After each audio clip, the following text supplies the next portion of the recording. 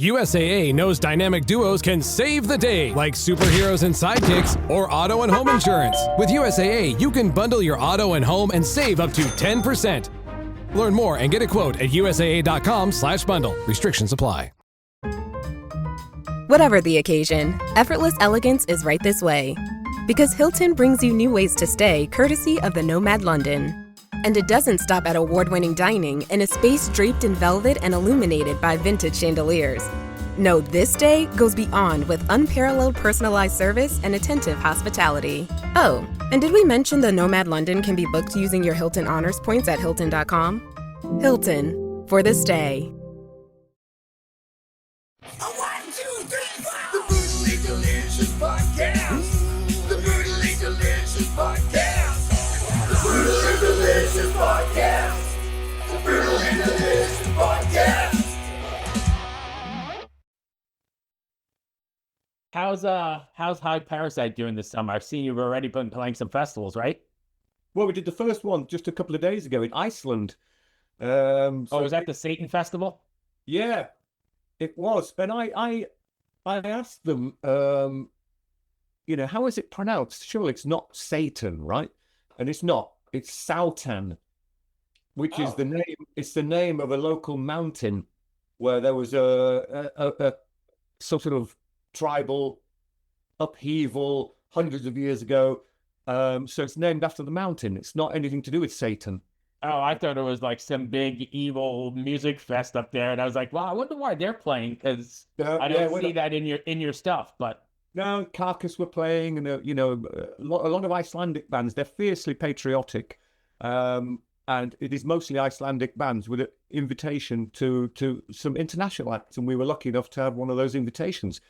And it's a beautiful place. We landed in Keflavik near Reykjavik, and then we drive 2 hours northwest through the most amazing scenery. It's like, I've never been to the moon, but I suspect it's a bit like that. Yeah. And it's spectacular. And even, I got a photograph with my friend Gunnar Salmon at 2 a.m. and it's still light like this. So, oh, really? Yeah. Oh, Nice. yes. Yeah, it was wonderful. It's such a peaceful place. The way they live their lives there is a much slower pace to us. Yeah, that's where I want to be. Yeah, Slower, more relaxed. Yeah, we went for a walk on the morning of the gig. Sun shining. It was cold though. The sea is blue and the air is so crisp. We saw like 2 cars. And it was Friday afternoon. I think, where is everybody? It's just, there's no traffic lights. It's just, it's amazing. Did you try the fermented shark? Nope.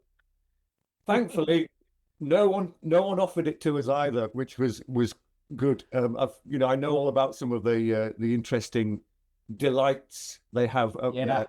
Some of which I'm sure are just tourist traps. But yeah, I'm sure some of them, the more traditional Icelandic people will devour those sorts of things. My son went, I don't know, after high school years ago, and him and his friends went over there, and I was working some weird shift, but whatever the deal was, he was in some bar trying some Icelandic vodka and that stuff, and then he streamed it to me on FaceTime. He almost threw up. Yeah, I don't think it's edible. I think it's dangerous. I remember seeing someone else on a travel program. They were drinking it was like a locally brewed vodka, but in it was a moldy human toe. What? And you had to drink from the bottle, and you couldn't stop until the toe touched your lip. Oh. And again, I'm thinking, yeah, that's one for the tourists. I'm pretty sure most bars won't be allowed to have any human parts in their drinks. Right. So it's just, I think it's a gimmick. But again, thankfully, no one was trying to say, you must try this, blah, blah, blah. The food was great. We met the ex-president of Iceland, who's a big rock fan. Nice. He gave a brilliant presentation about Icelandic culture, and there was a great panel discussing the Icelandic language and the ancient runes that they have over there, which unfortunately, the Nazis stole and used in some of their BS. Right. And so it means now when an Icelandic band uses their own language, people think they're right-wing extremists because of the association with the Nazis. So their ex-president is saying, we need to claim that back. We need to claim that back from the right-wing extremists because it's just not fair. Right. Wow. How was the crowd? Were they pretty accepting? Yeah, I'm pretty sure no one knew who the hell we were, which was as to be expected, I think. But I think once we got going, people were sort of dancing and enjoying themselves because there's quite a lot of extreme bands there. You know, it's 100 miles an hour, it's brutal death metal, and which is great. But I think sometimes the audience might need a little bit of a break. Sure. That's where we came in, and they were dancing and cheering and loving it. So I think, and we sold almost all of our merchandise. So that's great. I mean, I know I listened to the record, and it's in my regular rotation, and I absolutely love it. I didn't know what to expect at first, and like My Syndrome is totally my jam. That is a fucking great tune. Yeah, we did that one as well. That went down really well. Yeah, thanks very much. Appreciate that. So that was that was the number one of our long list of summer festivals. That's the first one, and indeed that's the first flying gig High Parasite have ever done. We've been on the road all the time, but that's the first flyer. This weekend we're going to Into the Grave in the Netherlands. Then another festival the week after in Lithuania. We're all over. We're all over the place. So this Iceland was the first of many. Nice. Are the My Dying Bride fans taking the journey with you, or is it Switch to Verizon Business and get more from your internet without paying more for your internet. Get LTE Business Internet starting at $39 a month when paired with select business mobile plans. That's unlimited data, and with it, unlimited possibilities. Start saving today with Verizon Business, ranked #1 in small business internet customer satisfaction by J.D. Power. Starting price for 25 megabits per second LTE internet plan with smartphone plan savings, plus taxes, fees, and economic adjustment charge. Terms apply. For J.D. Power 2024 award information, visit jdpower.com/awards. Is it a break and you've got new fans? Well, a bit of both. We always see My Dying Bride shirts at the gigs. People come over, I'm signing My Dying Bride merch all the time. That will never stop, which is great. And a lot of them have come along for the ride. It won't be everybody's cup of tea. That's fine. Right. No one's band is everyone's cup of tea. Some of them, they absolutely love it, and they've bought everything, which is absolutely fantastic. So yeah, the MDB fans are coming along for the ride, and for the most part, loving it.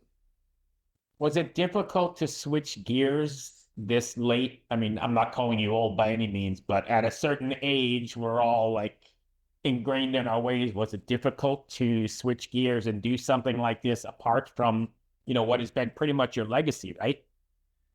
Yeah, I didn't really think about it, to be honest. I mean, My Dying Bride did death metal and doom. Some of the death metal stuff was pretty rapid. It wasn't all doom. So, we knew how to nod our heads pretty rapidly back in the old days. And this is a bit more of that. The songs are obviously much, much shorter. They're super catchy. But it is weird having someone else singing on stage because Toom does some vocals and I do the vocals. Right. And I'm thinking to myself, well, when he's singing, what am I supposed to do? Right. So I'm just I'm not going to dance. I can't dance. I'm not going to embarrass myself like that. But I'm not entirely sure what I'm supposed to do. My stagecraft is still developing. I just try and walk around a bit. I bought a cordless microphone so I could get a bit more movement on stage without tripping everybody up. So it is weird when I'm not the only singer, because of course in MDB I was the only one doing vocals. So that's a bit weird. But the music's just cool music, It's great to sing, and it's great to move to, And I feel 10 years younger because the energy that the music brings and the energy that the younger members of High Parasite give off, it just makes me feel great. So on stage, I'm actually having fun with My Dying Bride. I wouldn't call it fun on stage because the songs are really emotional and they're hard work. They're super heavy, and it was, it was draining mentally for me with My Dying Bride. With High Parasite, for the first time ever, I look forward to getting on stage, and I love being on stage with High Parasite. And it's just, I've never felt that, at this age in my life, you sort of think, well, it, you've done a thing for a long, long time, and that's all you're going to do. And Right. not stuck in a rut, but it is what it is. And then suddenly something else comes along, and it flips the coin completely. And, as I say, I feel 10 years younger, I'm full of energy, and I can't wait for the next gig. That's great. It's nice that you're able to really successfully reinvent yourself, because that's a tough thing, right? Especially as you get older, I think. Or maybe it's not. Maybe it's just society that says that. I don't know.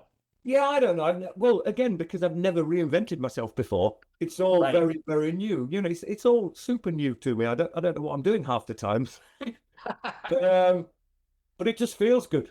I've got a new lease of energy, and I'm doing things I've not done before, and which is good at this stage of my life to be doing brand new things. It's great. And I've started reading my poetry at gigs as well now. Oh, really? Yeah, I've in January this year, I did a show in a church in Belgium with Dark Hurt, Yes, Sylvain. I saw the videos. Yeah. Oh, it was brilliant. And I'm working on a few more of these sort of events. Something's coming up in October, I believe, where I'll be performing again with Dark Hurt and the Dead Space Chamber Music group, doing some poetry and some versions of My Dying Bride songs that people won't have heard before. So again, things I've never done before, really enjoying. So do you feel like a whole new creative spark going on? Yeah, definitely. I still like writing the really heavy lyrics because that's really where my heart is, the deep, meaningful stuff. And while at the moment that's not lyrics for My Dying Bride, it's poems which I'm able to perform live. So I'm still venting my emotions, but Right. instead of singing them with My Dying Bride, I'm speaking them um, to people who are bewildered sometimes, but for the most part, enjoying it, because a lot of my poetry is very much like My Dying Bride lyrics. It's that same, it comes from the same heart, same soul. So Right. if you like My Dying Bride lyrics, you're pretty much gonna like the poetry.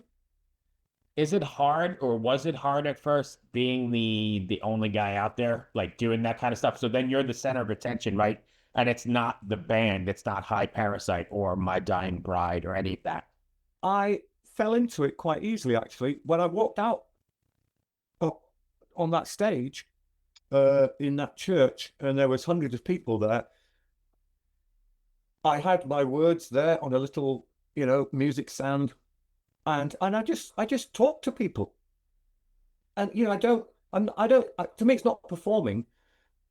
I'm talking to them about poetry and why I do it, and then I read a poem, and then I talk to them about other things, and then I read another poem. I It, love that. it feels perfectly natural. And then, on that event, Mark Dietz then came out and played some impromptu piano to a couple of poems.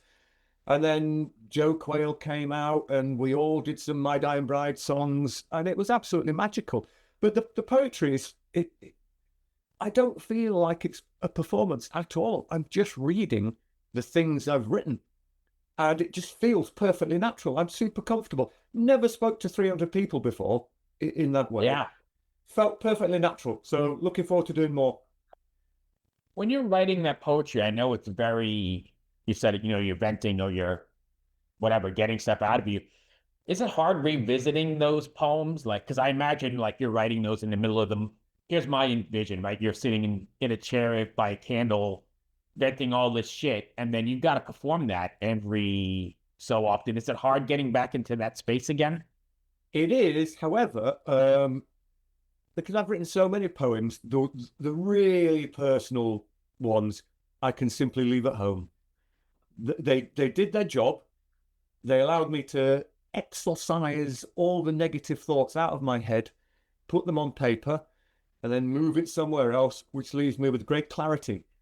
Right. And when I look at what I'm going to say, I keep the really sensitive ones.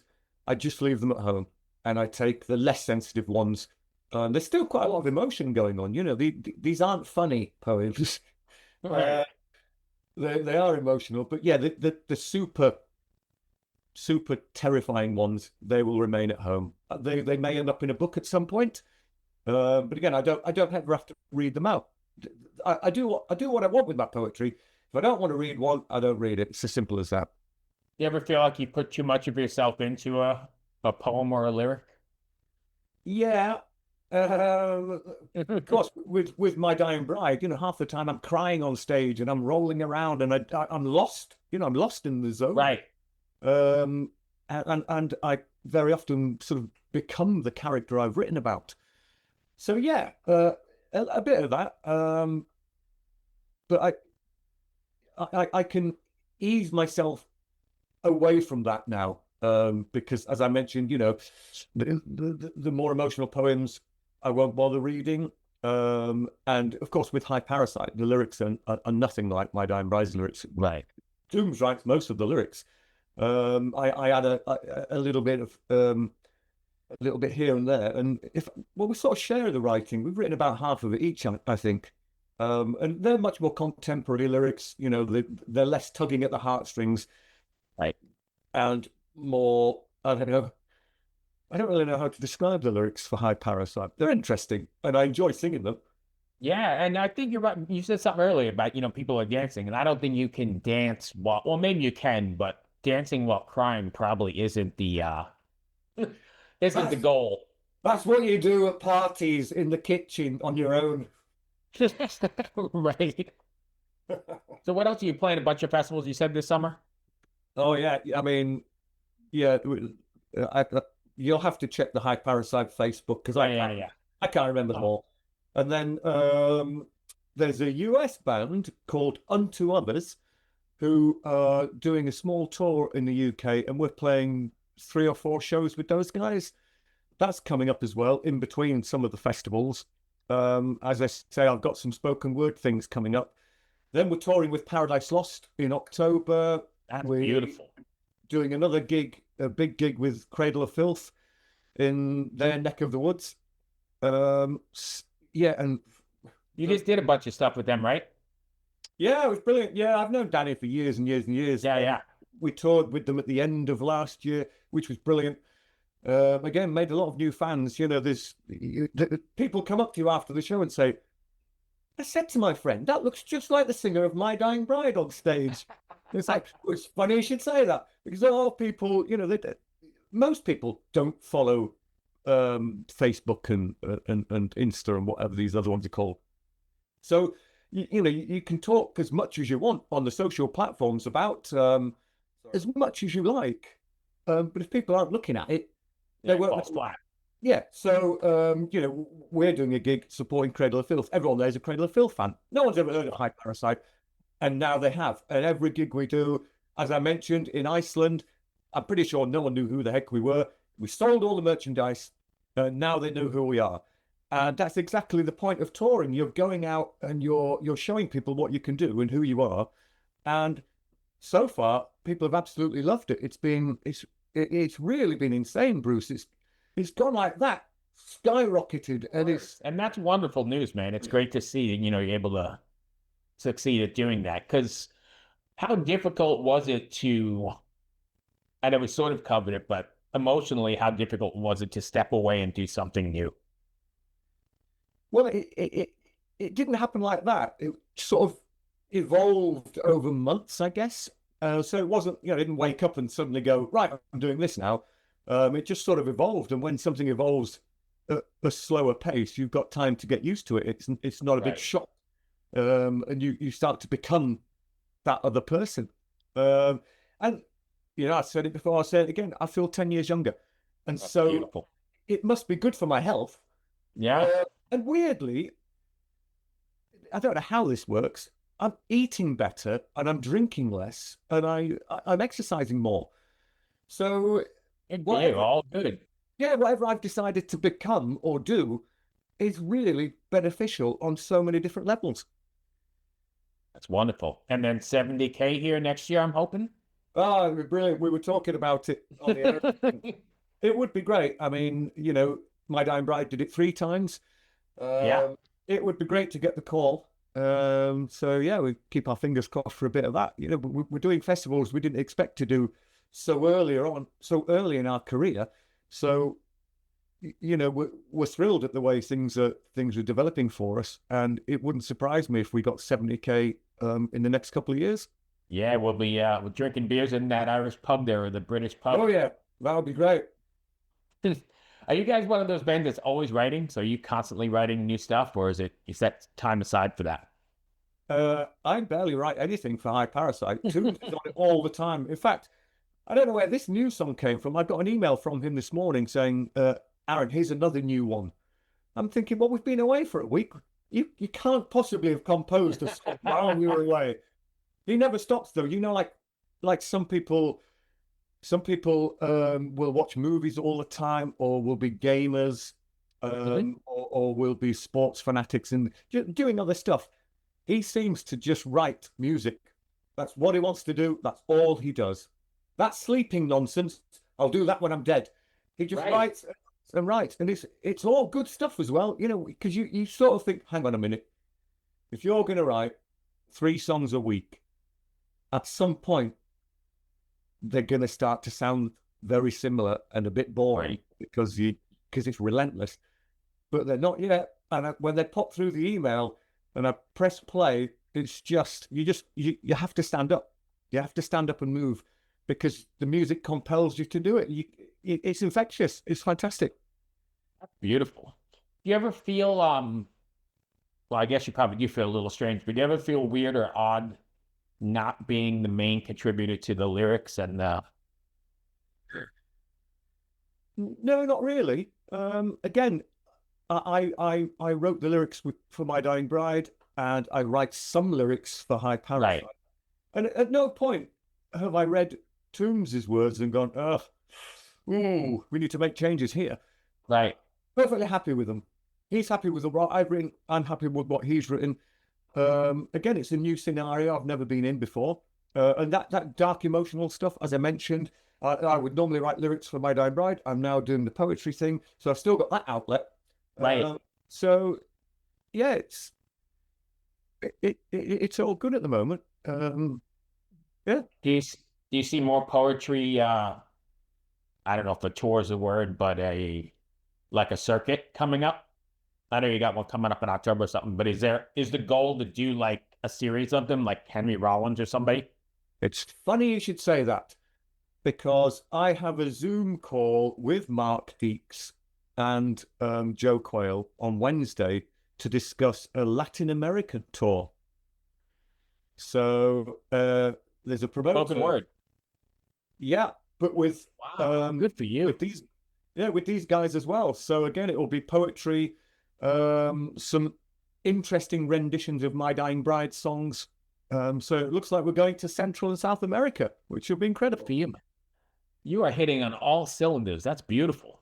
I mean, this year, I think by the time this year is over, I will have performed about 50 shows, which I've never done in my life. Never done 50 shows in 1 year. Right. And I think next year will be even more. Because this year, really, because it's the first year of High Parasite doing summer festivals. Right.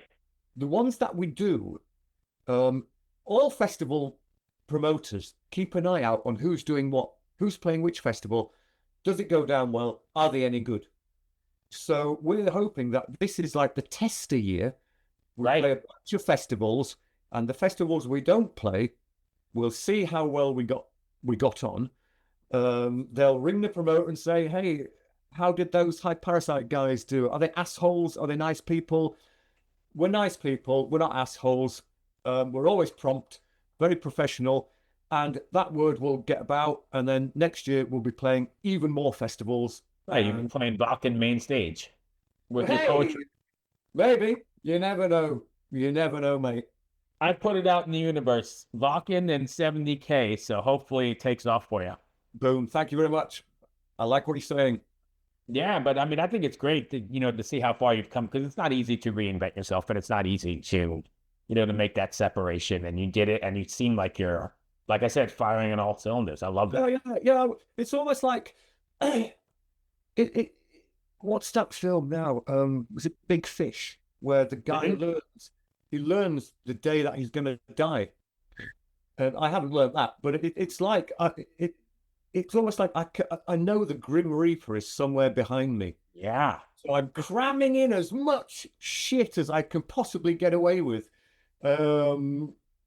before I can't do it. You know, you never know. You know, I know someone with Alzheimer's. Yeah. Who no longer knows who anybody is, which is such a shame. Yeah. And I think while I can, I'm going to be as creative as I possibly can, because one day I won't be able to. So Yeah. I'm doing it all now, and you know, I'm doing more photography, more artwork, the poetry. Just, I feel like I want to do it as well. It's not like I'm not forcing it. Yeah. It feels like the natural thing to do. I want to be busy all the time. And if I'm straight after this interview, rather than sort of sitting around my office thinking, what should I do next? I'll go for a walk in the pouring rain, and think of some new ideas and see what I can do next. It's funny you say all that because my wife and I had this conversation just recently because my kids are out now, married, grandfather now this year. You know, I mean, thanks. They're doing their thing. And I'm 3 years from retiring from the state. And all of a sudden, exactly what you said, like in the last 2 years, I have this need to just do so much shit. And I'm not a musician. So, you know, I'm playing at the podcast. I'm writing these short comedy things that we're doing, the cooking shows back. But even beyond that, I'm like, I've never been fucking camping. I'm going to go, I went camping for 4 days and I've never done, and my wife was like, what is wrong with you? You want to do everything. I take fencing lessons. Wow. Like one day I got up and I'm like, I saw an ad that said, you know, fencing, come try it. Fuck it. I'm going to go try it. So you'll be covered in scars soon. Yeah, but I'm doing all this shit. Like I don't know, it's like the gates opened or the filters dropped. And I think it's 100% like what you said. I know so many people that, you know, just a little bit older than me that are done or sick or passing or giving up and they're watching TV and crocheting. And all of a sudden now I don't have the kids, you know, responsibility anymore. Not that I don't do anything with them. We do a ton, but it's way different than having to get into school and go to soccer. And all of a sudden that free time, I'm like, fuck it. What do I want to do? Yeah, you're right. You should do more because, I mean, some people confuse it with that classic phrase, midlife crisis. Yeah, I don't see that at all. No, it's not that. It's your creative juices need to go somewhere. Yeah. So just do stuff. Otherwise, you'll just sit at home and you'll percolate in your own sweat, and that's what I was doing. That's why I said I gained weight. I come home from work and go, fuck, it was a bad day. Yeah. I'm gonna have a couple beers, you know, eat a pizza and sit here and watch TV with my wife and the dogs, and you know, we'll watch Netflix or some bullshit. And we got into that routine for so long. Yeah. It's easily done. And then all of a sudden something snapped. Like I looked in the mirror one day and I'm like, fuck, I've got to do something. Yeah, and then all of a sudden I'm on this quest to try everything. I don't care what it is. Underwater basket weaving. If it comes across my feed, I'm doing it. I'd love to see that. Yeah, it's like I said, you know, I've got, you know, my daughter doesn't come home from school for another couple of hours. So I could just mill around here, you know, I could put the Xbox on, I could watch a film, I could do some writing. But I want to go out and walk. Yeah. I just want to go and walk. And it doesn't matter if it's raining. I know it's raining. It doesn't make any difference to me. I'm just going to put a coat on, probably put the headphones in, and I'm just going to go and walk and enjoy the walk and then get home and say, meet her at the bus stop and walk home together. Yeah. What are you going to listen to on the walk? Well, probably Sleep Token, because I didn't really understand what was going on with Sleep Token, why they suddenly became the biggest band on earth. Oddly, we're signed to the same record label, which was quite cool. So I'm just going to say to the people at the record label, if Sleep Token need a support act, we're on the same label, or we were. I think they've moved on. Anyway, because I didn't really understand what Sleep Token was all about. So I listened to it in the car when I was on a long drive recently, and I put it on repeat, and I thought, okay, I can I'm getting it a bit now. So I'm going to put Sleep Token on and go for a walk in the rain, and that will be the deciding moment whether or not I think they're genius, or they're just, I don't know, pulling the wool over our eyes. But I haven't figured them out yet. I think I'm not the guy who's totally blown over by them. I don't hate them by any means, but they haven't resonated with me yet. And maybe they will. I mean, maybe they won't. I don't know. It's up. Yeah, same here. Like I say, I heard it in the car. I thought, okay, there's something going on here. Nothing popped. Nothing. I'm not singing the songs in my head. There's no earworms there. But it's interesting. So I'm going to give it another listen and see what happens. Good for you. Hey, in all your we got to go in a second because I got like 5 minutes left in this thing. But in all your creativity, you up for another cooking challenge? Definitely. I love cooking. So for my birthday, a good friend of mine, Russell Ingram, in the States, he's a chef. He bought me a handcrafted knife made in Sheffield from Sheffield Steel by Michael May. It's got a Yorkshire oak handle, and it is razor sharp. You look at it, and all your fingers fly off. It's lethal, and I use it for everything. Thank you, Russell. I cook all the time. I absolutely love it. We're starting a new season. We're doing it a little bit different this year. In the past, we've done like just make whatever you want or some kind of. Yeah. This time, you ever watch Chopped? Do you get Chopped over in the UK? Don't think so. Where they give you like a certain set of 5 certain ingredients, and you got to use those. But you can use anything else, but you got to use those 5. I understand. Yeah. So I've got it already set up, and people are sending their stuff, and we're hoping for like a September 1st season opener. Okay, great. Yeah, count me in on that. I'll do some of that. I'll send you the info because it's a little strange. It's, well, not too strange, I guess. It's chicken breast, quinoa, coconut milk, bell peppers, and then the ringer is dark chocolate. Oh, yep. Shit. Okay. Just put it all in one pan. Turn it up. I'll see what happens. I'll send you an email if you're interested in doing it because the last one was great. Yeah, let's do it. Yeah. Cool, man. I appreciate you always taking the time for me. You rock, my friend. Always got time for you, Bruce. Always got time for you, mate. You rock. Thank you so much. I am so glad you're firing on all cylinders and you're feeling good. Beautiful. You're looking good, buddy. Yeah. And we're gonna be drinking beers. I'm setting it right now. Drinking beers. The first ones are on you, on the in that Irish pub on the deck. You can count on me, mate. I'll be there. All right, my friend. Take care. Cheers, man. See you later. Be well. Cheers. Enjoy your walk. Cheers. Bye. Bye. Hey everyone, this is Bjorn from Soulwork, and this is Brutally Delicious.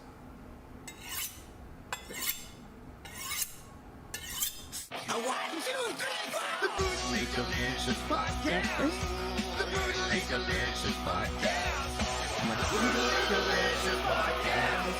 The Brutally Delicious Podcast. Hey there, heavy metal maniacs and kitchen crusaders. I'm Bruce Moore, the host of the Brutally Delicious Podcast, where we whisk up a blend of metal and food to quench even the most discriminate tastes. Have you ever wondered what your favorite metal musician chows down on before they hit the stage to melt your face off? Well, look no further. Here at the Brutally Delicious Podcast, we have cooking segments so brutal they'll make your oven want to headbang. From beefy, bodacious burgers, to spicy, succulent salmon, to kickin' caliente cauliflower, and more. We mix metal and culinary creations, resulting in a feast for the senses. But wait, there's more. Hey, this is Michael Monroe. Brutally Delicious. Isn't that beautiful? See you down the road. Each week, I meet with the mammoths of metal for interviews that are spicier than a Carolina Reaper. Get the latest on their upcoming shows, behind-the-scenes stories, and if we're lucky enough, maybe they'll share a secret family recipe or two with us. You'll also want to check out our weekly album and show reviews, where we dice, slice, and serve up our unique takes on the latest metal releases. So grab your leather apron, crank to volume 211, and subscribe to the Brutally Delicious Podcast on your favorite podcast platform. It's sure to be a hell of a time. Oh, hey there. It's Tim from Protest the Hero. Now that you've seen my junk, I'm going to show you how to make a pizza. And you're watching Brutally Delicious.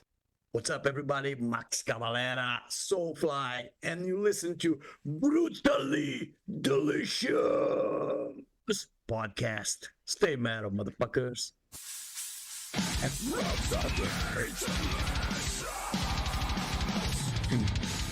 Southside.